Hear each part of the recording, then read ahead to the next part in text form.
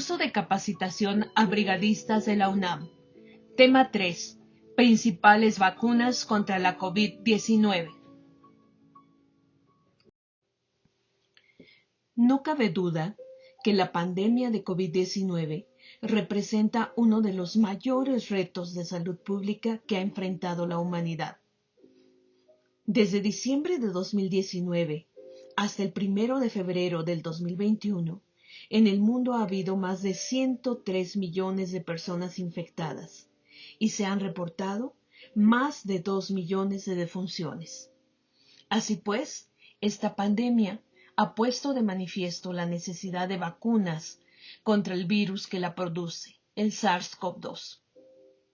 La función de las vacunas es entrenar y preparar a las defensas naturales de nuestro organismo para que puedan detectar y combatir a los virus y las bacterias seleccionadas.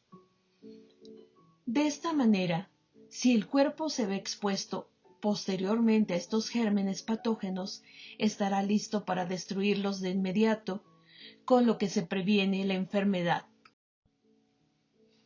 Desde que Edward Jenner en 1796 inoculó a un niño con materia de una llaga de viruela vacuna y de esta manera lo inmunizó contra la viruela humana, las vacunas han salvado millones de vidas. La inmunización sabemos que evita de 2 a 3 millones de muertes anuales por diferentes enfermedades infectocontagiosas. En la actualidad, contamos con vacunas para prevenir más de 20 enfermedades que de otra manera serían potencialmente mortales. En el caso de la COVID, la vacunación podría hacer que esta enfermedad sea prevenible. ¿Cómo actúan las vacunas? En el esquema podemos ver un patógeno que en su estructura tiene diferentes partes. Estas partes del patógeno que provocan la formación de anticuerpos se llaman antígenos. Los antígenos van a provocar la producción de anticuerpos en nuestro organismo como una respuesta al patógeno. Estos anticuerpos son una parte importantísima del sistema inmunitario. Podemos pensar en ellos como si fueran los soldados de defensa de nuestro cuerpo ante todos estos patógenos.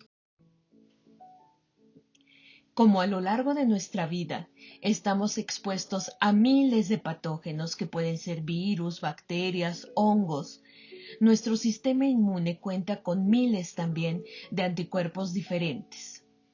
Cuando el cuerpo humano está expuesto a un antígeno por primera vez, nuestro sistema inmune va a necesitar tiempo para responder, para reconocer y para producir anticuerpos específicos para ese antígeno.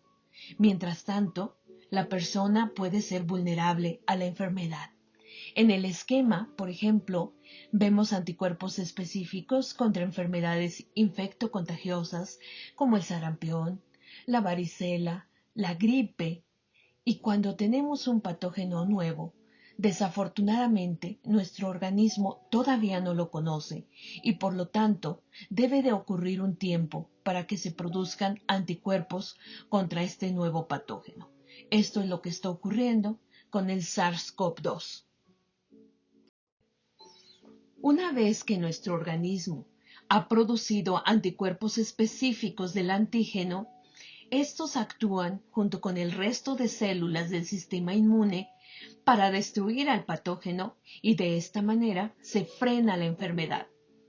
Si nuestro organismo se expusiera una vez más al mismo patógeno, lógicamente la respuesta del anticuerpo sería mucho más rápida y eficaz que la primera vez, puesto que ya tenemos células de memoria que van a estar listas para movilizar rápidamente anticuerpos contra este antígeno. ¿Qué significado tiene esto?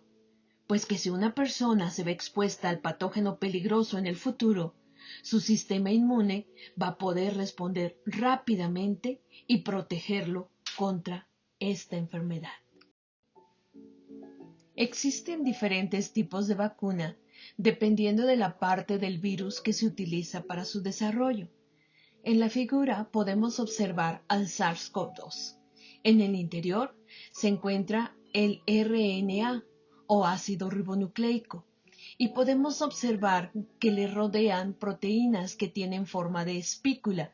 Estas proteínas son las que le dan la imagen de una corona cuando se ve en el microscopio y por eso pertenece a los coronavirus. Si se inyecta la vacuna que contiene el RNA del virus, las células dendríticas de nuestro organismo la van a presentar a nuestro sistema inmune.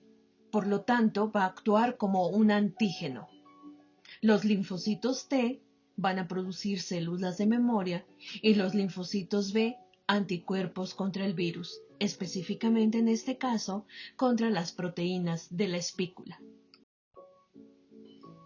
Algunas vacunas no es suficiente aplicarlas una sola vez y requieren la administración de múltiples dosis a intervalos de semanas o meses. Esto posibilita la producción de anticuerpos de larga vida y el desarrollo de células de memoria. De esta manera, estamos preparando a nuestro organismo para recordar el patógeno y combatirlo rápidamente si se expusiera nuevamente en el futuro. Cuando una persona está vacunada contra una enfermedad, está protegida contra este padecimiento. Cuando muchas personas de una comunidad están vacunadas, la circulación del patógeno que provoca esta enfermedad lógicamente va a ser más difícil, puesto que la mayoría de estas personas están inmunizadas. Por lo tanto, cuanto más personas estén vacunadas, menos probable será que una persona que no puede vacunarse por diferentes situaciones se exponga al patógeno. Esto se denomina inmunidad colectiva. Recordemos que no todas las personas se pueden vacunar. Algunas, por ejemplo, tienen enfermedades preexistentes que debilitan de manera importante su sistema inmune, o bien las que tienen alergias graves a algunos componentes de las vacunas. El desarrollo de las vacunas no es sencillo ni rápido. Es un proceso que lleva mucho tiempo, puesto que está constituido por varias fases. La fase de exploración, para detectar qué moléculas serían las más adecuadas, la preclínica, los ensayos clínicos en humanos, la revisión y aprobación por las diferentes agencias regulatorias y finalmente la fabricación para ponerla a la disposición de las diferentes comunidades. Esto lleva mucho tiempo. Por ejemplo, la de la poliomielitis tardó 20 años, la del virus del papiloma humano 15 años en desarrollarse.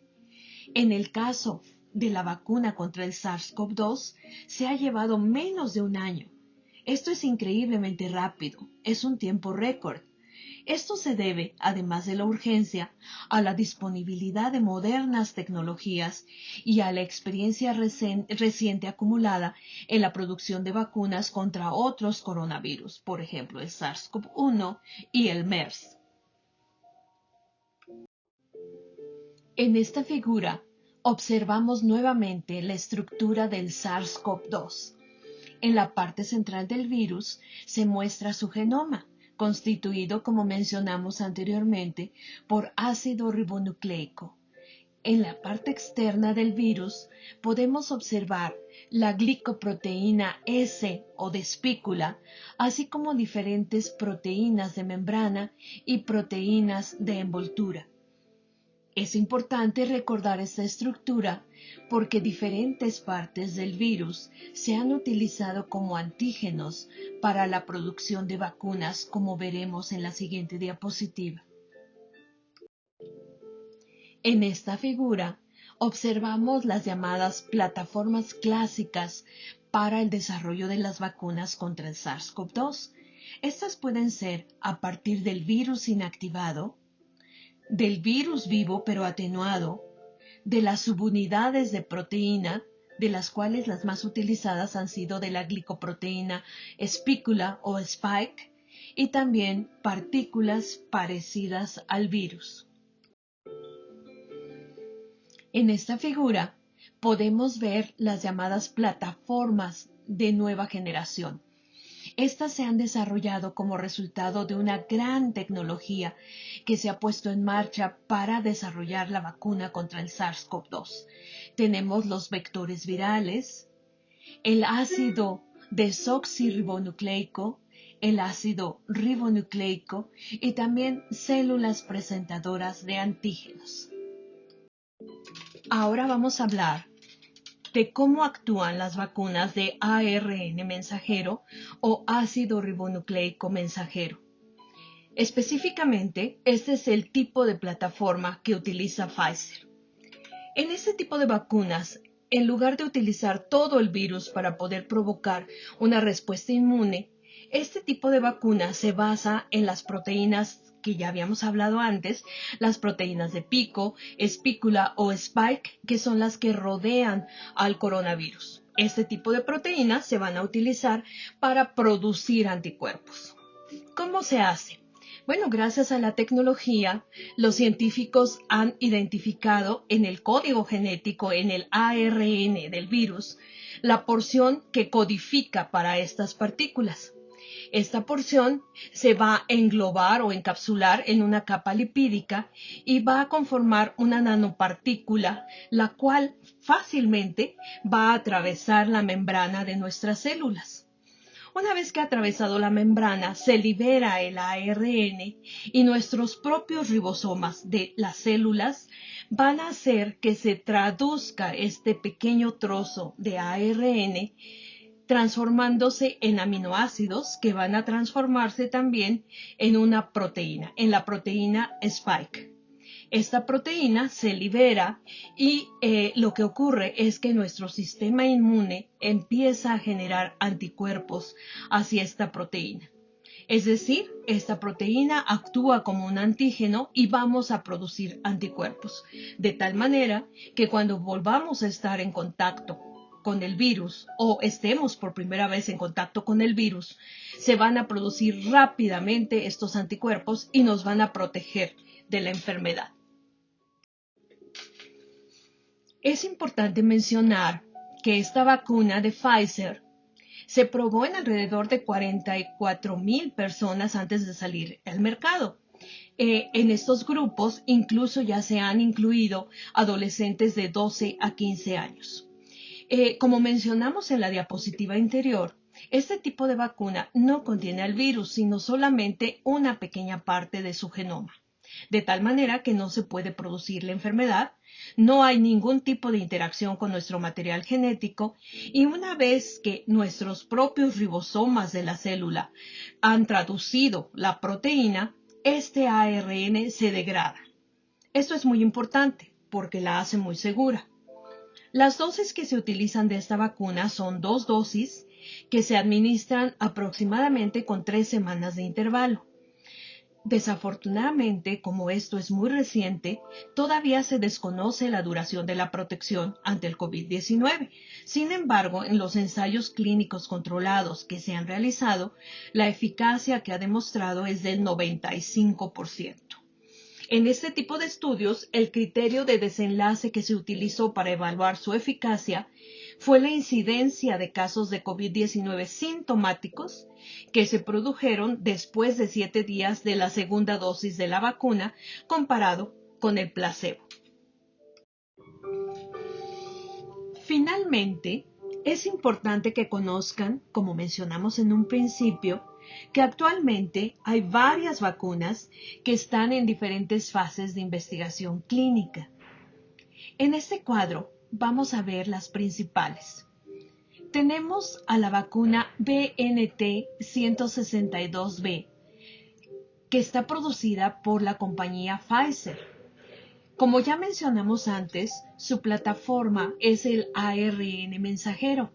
El número de dosis es de 2, la eficacia encontrada en las pruebas clínicas es del 95% y la temperatura a la cual debe mantenerse es de menos 70 grados centígrados. La COFEPRIS ya aprobó esta vacuna para su utilización en nuestro país el 12 de diciembre del 2020. La vacuna que le sigue es la producida por AstraZeneca. La plataforma de esta vacuna es un adenovirus de chimpancé. El número de dosis también es de 2 y la eficacia tiene un rango importante que va del 62 al 90%. La temperatura de conservación es de 2 a 8 grados centígrados y también ya fue aprobada por la COFEPRIS para su utilización en México el 4 de enero del 2021. Le sigue la vacuna Sputnik 5 del Instituto Gamaleya de Moscú. Esta utiliza la plataforma del adenovirus 5 y 26, el número de dosis también es de 2, su eficacia del 95%, la temperatura de conservación de 2 a 8 grados centígrados y su aprobación ya está en proceso. Consideramos que probablemente esta se dé en febrero del 2021. La vacuna de Moderna tiene como plataforma también el ARN mensajero. El número de dosis es de 2, su eficacia del 94%, la temperatura de mantenimiento de menos 20 grados centígrados y en este momento todavía no ha sido aprobada por la COFEPRIS para utilizarse en la población mexicana. Finalmente tenemos la vacuna de Sinopharm, que se utiliza la plataforma del adenovirus 5, también las dosis son 2, la eficacia del 95% y la temperatura de conservación de 2 a 8 grados centígrados. Tampoco ha sido todavía aprobada. ¿Qué podemos concluir de todo esto? Bueno, que las vacunas anti-SARS-CoV-2 representan en este momento una esperanza de vida para millones de personas en todo el mundo. La pandemia de COVID-19 ha determinado avances impresionantes, muy rápidos en el desarrollo de vacunas. Actualmente hay alrededor de 65 en la fase de desarrollo clínico, 171 en la fase preclínica y 15 en la fase 3. Es importante que nosotros estemos conscientes que, como todos los medicamentos, las vacunas también pueden provocar algunos eventos adversos. Sin embargo, los ensayos clínicos controlados realizados han demostrado que no ponen en peligro la vida de las personas y que, por el contrario, sí pueden salvarlos de padecer COVID-19.